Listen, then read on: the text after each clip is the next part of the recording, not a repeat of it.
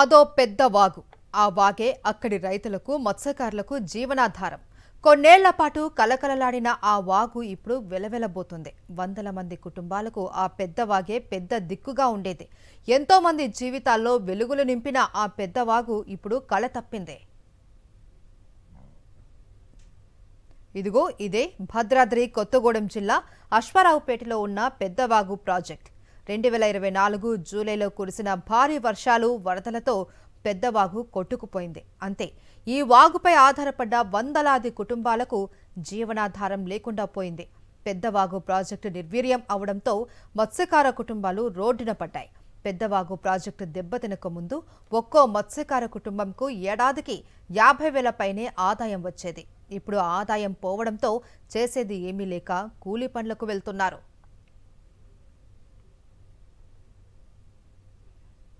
చేపల వేటకు అవకాశం లేకుండా పోవడంతో ఉన్న 1-2 ఎకరాలలో వ్యవసాయం చేసుకుందాము అనుకుంటే ప్రాజెక్టు దెబ్బతిండంతో ఆయకట్టుకు నీరు అందడం లేదు. ఇలా రెండు వైపులా నష్టం జరగడంతో మత్స్యకార కుటుంబాలు తీవ్ర ఇబ్బందులు పడుతున్నాయి. పెద్దవాగు ప్రాజెక్టు కట్టిన నాటి నుంచి చేపలు పట్టుకుని జీవనం సాగిస్తున్న గిరిజనుల జీవితాలలో ఇప్పుడు చీకట్లు అలుముకున్నాయి.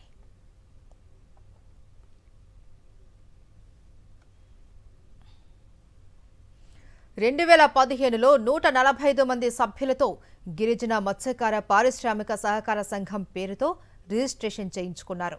పెద్దవాగు ప్రాజెక్టు ఏపీ, తెలంగాణ రెండు రాష్ట్రాల పరిధిలో ఉన్న ఈ సంఘం మాత్రం తెలంగాణ పరిధిలోకే వస్తుంది. ప్రతి ఏడాది మత్స్యశాఖ ద్వారా 100% సబ్సిడీతో చేప పిల్లలను ప్రాజెక్టులో విడిచిపెడతారు. ప్రాజెక్టును కాపలా కాస్తూ చేపలు పట్టుకుంటూ జీవిస్తున్న 145 కుటుంబాలు ప్రాజెక్టు 2024 జూలై నెలలో భారీ వర్షాలతో కూలిపోవడంతో ఒక్కసారిగా రోడ్డున పడ్డారు.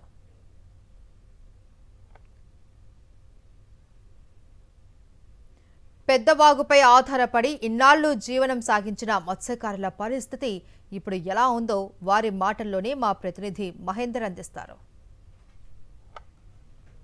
ప్రాజెక్టు పూర్తిగా నిర్వీర్యం కావడంతో ఈ ప్రాజెక్టు మీద ఆధారపడి మొత్తం చేపలు సంబంధించి పట్టుకునే గిరిజన మత్స్యకార కుటుంబాలు కూడా పూర్తిగా రోడ్డున పడ్డ పరిస్థితి ఏర్పడింది. ఈ చుట్టుపక్కల సంబంధించి గ్రామాలకు సంబంధించి చాలా వరకు మత్స్యకార కుటుంబాలు కూడా ఇదే ప్రాజెక్టు మీద ఆధారపడి ఎన్నో ఏళ్లుగా వాళ్ళు చేపలు పట్టుకుంటూ బతుకు తెరువు కూడా సాగిస్తూ వస్తున్నారు. అయితే ప్రస్తుతం ఈ దెబ్బతిన్న నేపథ్యంలో గత ఏడాదిన్నర నుంచి కూడా ఈ ప్రాజెక్టు సంబంధించి కూడా చేపలు పట్టుకోలేని ఆ పరిస్థితి ఏర్పడింది. దీంతో వాళ్ళు పూర్తిగా ఆర్థికంగా కూడా నష్టపోయారని కూడా గిరిజన మత్స్యకార కుటుంబాలు కూడా ఆవేదన వ్యక్తం చేస్తున్నాయి. మనతో ఇక్కడ మత్స్యకార కుటుంబాలు అందుబాటులో ఉన్నాయి, వారిని అడిగి తెలుసుకునే ప్రయత్నం చేద్దాం. చెప్పండి, ఈ ప్రాజెక్టు సంబంధించి ఆధారపడే మీ మత్స్యకార కుటుంబాల పరిస్థితి ఎట్లా?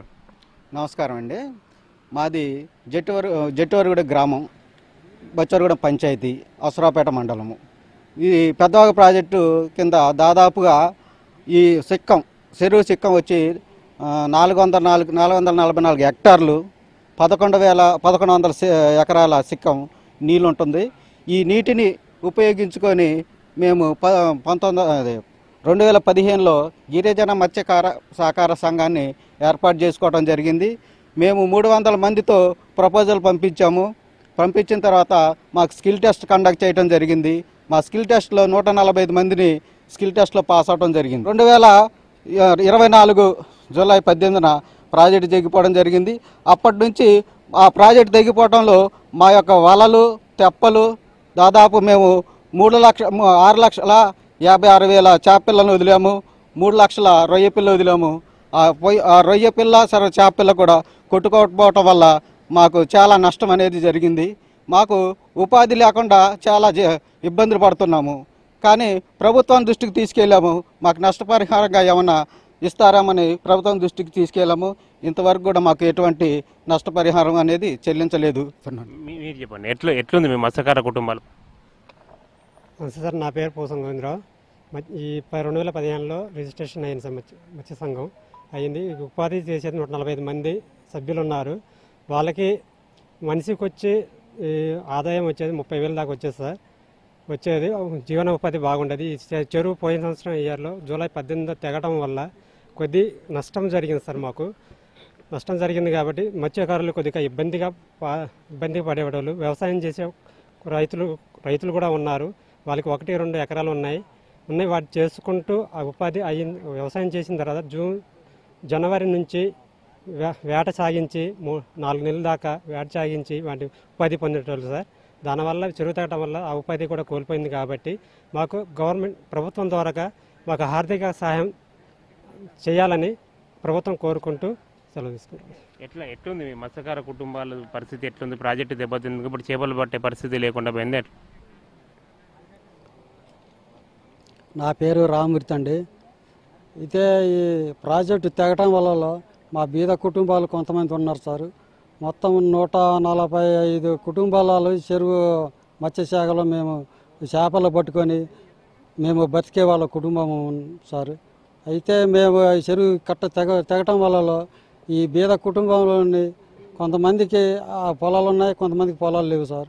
ఆ పొలాలు చేసుకొని బతుకుతూ కొంతమంది అసలు లేని పొలాలు లేని బీద వాళ్ళు ఏమి లేకుండా ఉండేవాళ్ళు. ఈ చేపలు పట్టి బతికే వాళ్ళు ఉండే అటువంటి వాళ్ళు ఈ చెరువు తెగిపోయేసరికి బయటికి కూలి పనికి వెళ్ళటం కూడా ఏమి లేకుండా పోయింది సార్. అయితే మా ఈ కుటుంబాలు కూడా ఏమి ఆహారం కూడా తినటానికి కూడా ఏమి లేకుండా ఈ చెరువులు తెగిపోయి మాకు నీది ఆటవారు లేకుండా ఉండిపోవటంలో ఈ బీద కుటుంబాలు ఇంకా మరీ బీద నష్టపరిహారం పోయారు సార్. ఇంతే నేను సెలవు తీసుకుంటున్నాను సార్. ఎట్లుంది మత్స్యకార కుటుంబాల పరిస్థితి ఎట్లుంది ప్రస్తుతం ఎట్లు? నా పేరు కారామయ్య, సొసైటీ అధ్యక్షుడు సార్, కోయరంగాపుర.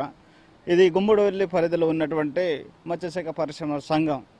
ఈ సంఘానికి మాకు దరిదాపు 145 మందితో రిజిస్ట్రేషన్ జరిగింది. 31/1/2015లో మాకు రిజిస్ట్రేషన్ జరిగింది.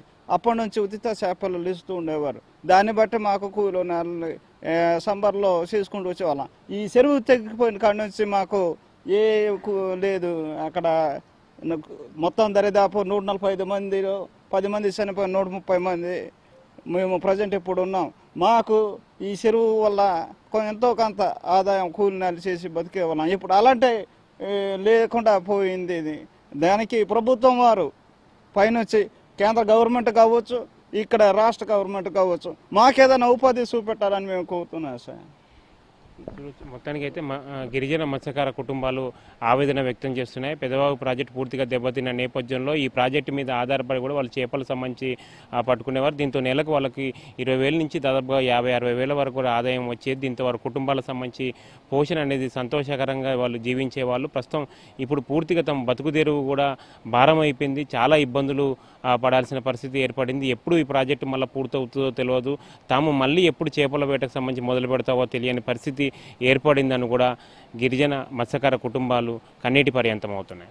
కెమెరా పర్సన్ సతీష్తో మహేందర్, సాక్షి టీవీ, పెదవాగు ప్రాజెక్టు, అశ్వరావుపేట.